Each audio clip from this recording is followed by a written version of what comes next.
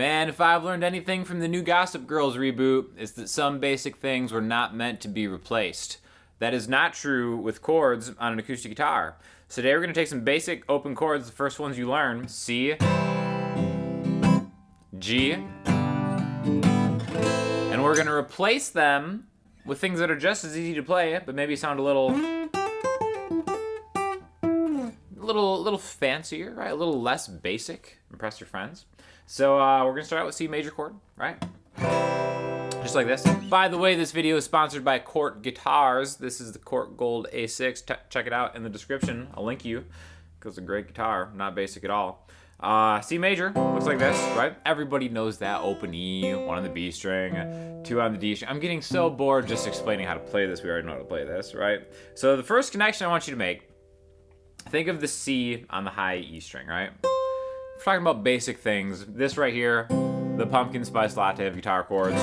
Nothing wrong with it. It's just everybody kind of does it, right? But this right here, that's a toffee nut latte right there, okay? So the C on the high E string is the 8th fret. So always think in your head, be like, all right, C major chord, right there, 8th fret. Now if you can get the 8th fret on the E and the B string, great start. Okay, this is like a C power chord, inverted, right? Like a C power chord, maybe in the old days, would be here, 8 on the E string, 10 on the A string, the higher version, toffee nut version right there.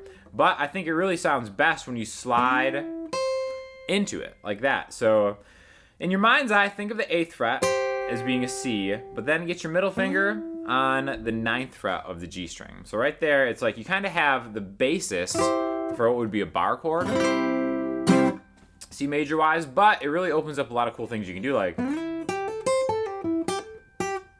this will be kind of like the little lick phrase that we'll use to replace this C, right? So I'm going to slide into the 9th fret, the major 3rd of the C major chord, right? And then I'm going to go through it right there. So after the major 3rd, B string, so I'm kind of just going up the chord, really. 8, 10, hammer on, 8 on the high E string, and then backwards. Then another hammer on. Really, at your own discretion. Do whatever you want. But any major chord in a key, you can always do that where we're adding maybe this little note right here. Now this would be a G to an A.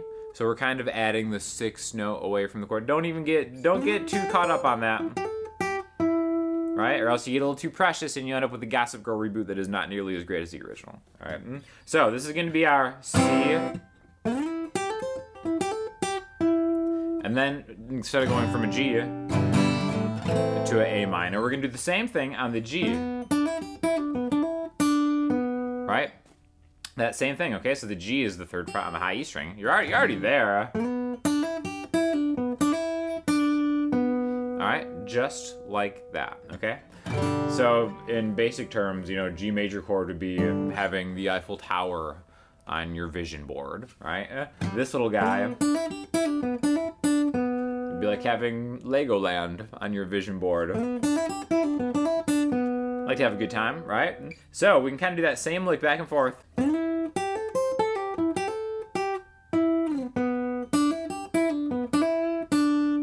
And that's just a replacement from C to G.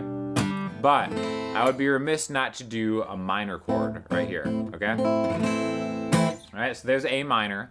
The best advice you could ever do is start to replace all your minor chords with just shapes in the minor pentatonic scale, right? So if we go to the 5th fret, it's funny, it's almost like this one right here is like going from something super basic to something like still kind of basic, but a little different. Like maybe like instead of going to Applebee's, go to Dave & Buster's.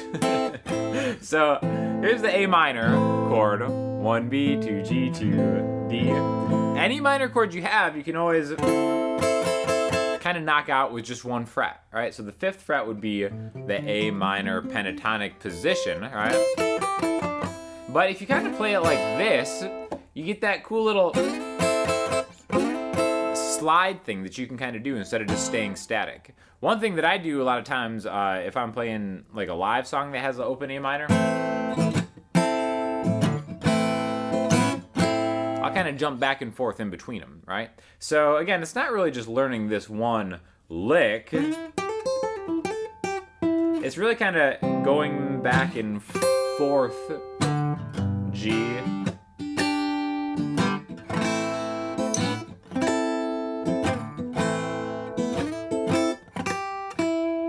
To kind of just spice up your playing a little bit, level up your chords, right? So again, that A minor one is the 5th fret, is where that minor pentatonic thing works out. Again, you can do minor pentatonic over any minor chord in a key. That's why it's really helpful to kind of think from the high string. The high E string is being your root note, therefore making inversions and stuff. Just because I think it's like the shapes really work out on guitar. So like, you can kind of rip through those minor pentatonic things, right? I personally like the B string right there. So it's like we have this E, and then we kind of go into this G note, like that, right? So these are just little things that I'm kind of coming up with the minor pentatonic scale, right? So instead of C, G to A minor, we can kind of go.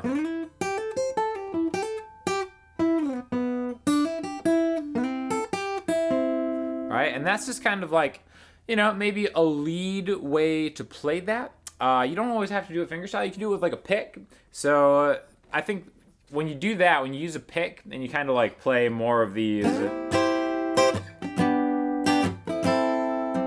it gives you more of like a feel for how you can switch back and forth between chords, because again, there's a time and a place for a pumpkin spice latte. You know what I mean? It definitely brings in the cool vibes of fall.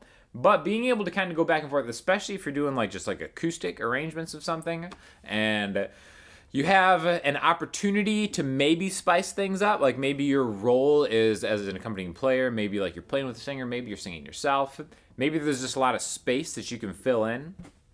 You can kind of always do this stuff. So maybe instead of just playing C to G to A minor, you can start.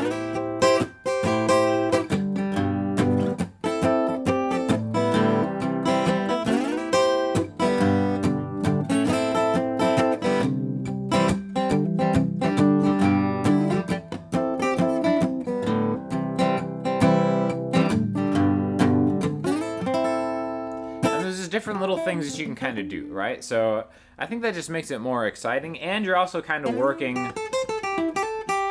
on different skills, because this sounds, you know,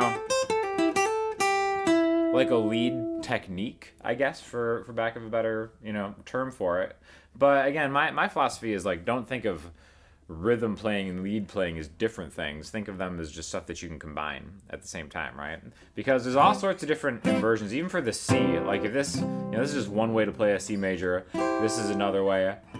This is another way, right? Just the 5th fret on the D, G, and B string. You know, to